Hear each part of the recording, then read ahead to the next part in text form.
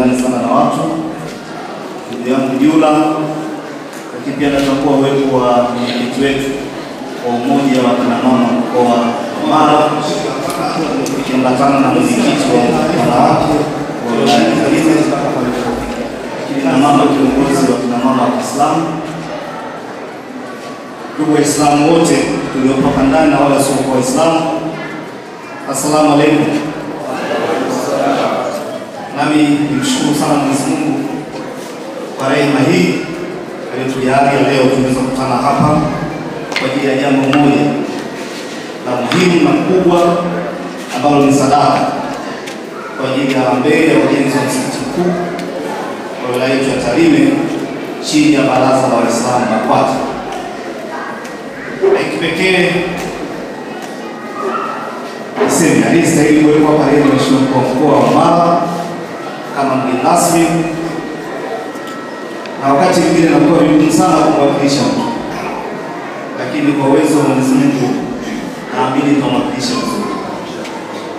Lakini wakati mwingine kuongea mbele ya mashehe katika ni kazi ngumu. Sasa kuna kipindi naweza nikateleza kama mashehe wangu nisamehe. Kipekee jambo hili na muhimu sana, na hata vitabu vyetu vimetueleza Mtume Muhammad alikuwa mtu mwema sana na mwenye kutenda matendo mema, lakini pia alikuwa ni mtu mtoaji kwa wale wenye uhitaji. Na Mtume Muhammad pia alikuwa mpenda amani sana. Jambo tunalofanya hapa leo ni jambo la amani, lakini kipekee alikuwa ni mcha Mungu kweli kweli. Kila wakati ilikuwa ni muda wa swala na dua. Kwa hili jambo ambalo mlifanya Sheikh Olai, nikupongeze wewe pamoja na kamati yako kwa kuandaa hiki kitu cha leo. Na naamini pamoja na kamati yako Mwenyezi Mungu atawabariki. Sasa leo namwakilisha mkuu wa mkoa. Kwa haya atakayosema, yale yatakayokuwa mabaya yatakuwa ya kwanza, lakini yale yatakayokuwa mazuri hayo yatakuwa Mheshimiwa Mkuu wa Mkoa. Anawashukuru sana kwa kumpa heshima hii kwa mgeni rasmi, kwa sababu ya dharura. Wote tunajua kilichotokea katika mkoa wetu, kuna maafa makubwa yametokea kwa wenzetu wa Msoma, wamebaki huko wakiwa wanashughulikia hayo majanga ambayo wamepata ndugu zetu. Lakini alipenda sana kuwepo pamoja nani, kwa sababu ya dharura imetokea hivyo. Kwa hiyo tunashukuru Mwenyezi Mungu kwa kila jambo. Lakini Mtume Muhammad alituambia kwamba yeyote atakayejengea nyumba yake au nyumba ya ibada kwa ajili ya Mwenyezi Mungu, basi na yeye atamjengea jana au jumba la kifahari.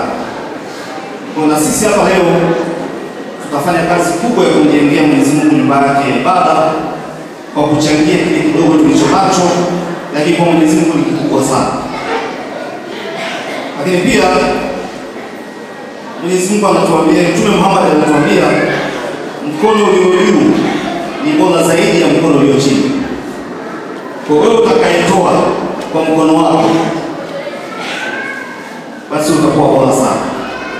Kwa naomba tukaanza na yetu, basi tujitoe. Lakini pia Mwenyezi Mungu anasema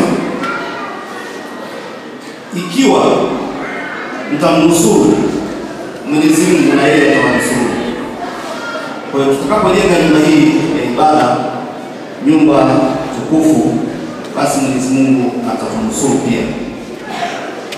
Lakini pia Mwenyezi Mungu anasema, anaendelea kusema, ikiwa mtafanya mambo yake yote, basi na yeye atayabariki mambo yenu.